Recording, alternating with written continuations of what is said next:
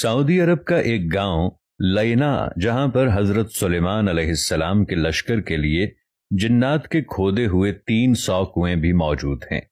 ان میں سے بیشتر اگرچہ ناکارہ ہو چکے ہیں، مگر 20 کنووں سے اب بھی لوگ میٹھا پانی حاصل کرتے ہیں۔ جنات نے یہ کنویں زمین کی بجائے سخت ترین چٹانوں کو توڑ کر بنائے تھے، جس پر اب بھی ماہرین حیران ہیں۔ ان عجائبات کو دیکھنے کے لیے دور دور سے سیاح اس علاقے کا رخ کرتے ہیں۔ العربیہ کی رپورٹ کے مطابق سعودی عرب کا یہ تاریخی گاؤں لینا مملکت کے شمالی شہر رفح سے 100 کلومیٹر کے فاصلے پر واقع ہے۔ یہ قدیم علاقہ اسٹریٹجک اہمیت کے ساتھ متعدد آثار قدیمہ کی وجہ سے ملک بھر میں شہرت رکھتا ہے۔ یہاں ایک قدیم قلعہ بھی ہے۔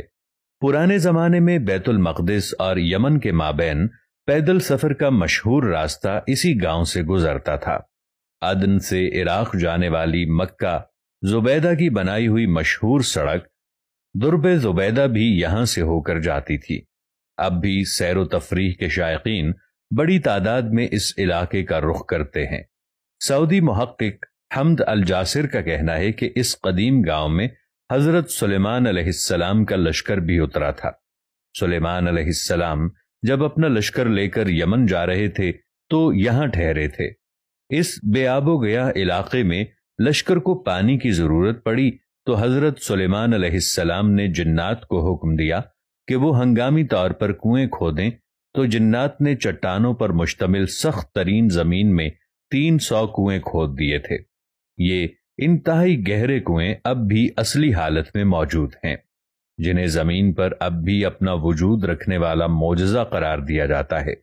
جنات نے چٹانوں کو کاٹنے کے لیے ڈرل مشین کی طرح کوئی آلہ استعمال کیا تھا، جس کے نشانات اب بھی کنووں کے چاروں اطراف واضح طور پر دیکھے جا سکتے ہیں۔ ماہرین اس پر تحقیق کر رہے ہیں کہ جنات نے آخر کس طرح ان سخت ترین چٹانوں کو 60 سے 80 میٹر گہرائی تک کاٹ دیا تھا، اور انہوں نے کون سے علاقے کی مدد سے ایسا کام کیا تھا۔ اگرچہ ان 300 میں سے اس وقت صرف 20 کنویں ہی کارآمد رہ گئے ہیں، تاہم سارے کنووں کے نشانات اب بھی یہاں موجود ہیں۔ ان کنووں کو دیکھنے والا ہر شخص حیرت زدہ ہو کر رہ جاتا ہے۔ تاریخی روایات کے مطابق جب حضرت سلیمان علیہ السلام اپنے لاؤ لشکر سمیت یمن جا رہے تھے تو وہ یہاں دوپہر کے کھانے کے لیے اترے تھے۔ لشکر میں جنات کی فوج بھی شامل تھی۔ جب لوگ پیاسے ہوئے تو حضرت سلیمان علیہ السلام نے جنات کی فوج کے کمانڈر سبتر کی طرف دیکھا تو وہ ہنس رہا تھا۔ حضرت سلیمان علیہ السلام نے اس سے ہنسنے کی وجہ پوچھی تو اس نے کہا کہ آپ لوگ پیاس سے تڑپ رہے ہیں، مگر میٹھا پانی آپ کے قدموں کے نیچے ہی ہے۔ حضرت سلیمان علیہ السلام نے سبتر کو پانی نکالنے کا حکم دیا تو تھوڑی دیر میں اس نے اپنی فوج کی مدد سے 300 کنویں کھود دیے اور سیدنا سلیمان علیہ السلام کا پورا لشکر سیراب ہو گیا۔ معروف مورخ یاقوت حمودی کے دور تک یہ سارے کنویں میٹھے پانی سے لبالب بھرے ہوئے تھے۔ یاقوت حمودی نے اپنی کتاب معجم البلدان میں لکھا ہے کہ لینا عراق کے شہر واسطہ سے مکہ مکرمہ جاتے ہوئے 7ویں منزل پر آتا ہے۔ یہ علاقہ اپنے میٹھے پانی کے کنووں کی وجہ سے شہرت رکھتا ہے۔ ان کنووں کی وجہ سے یہ علاقہ بعد میں ایک تجارتی مرکز بن گیا، جہاں عراق اور عرب کے تاجر منڈیاں لگاتے۔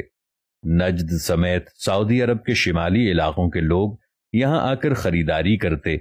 تاجر اپنا سامان تجارت یہیں اگلے سیزن تک محفوظ کیے پہاڑوں پر بنے بڑے بڑے گوداموں میں رکھتے، جنہیں سیابیت کہا جاتا تھا۔ یہ گودام اب بھی وہاں موجود ہیں۔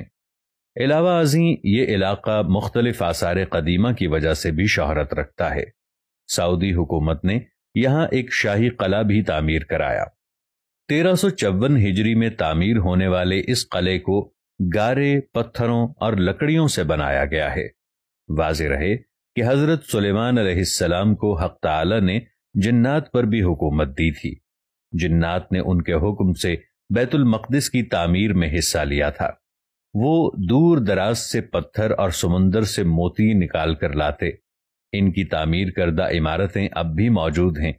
اس کے علاوہ بھی حضرت سلیمان علیہ السلام جنات سے بہت کام لیتے تھے، جس کا ذکر قرآن کریم میں واضح طور پر کیا گیا ہے۔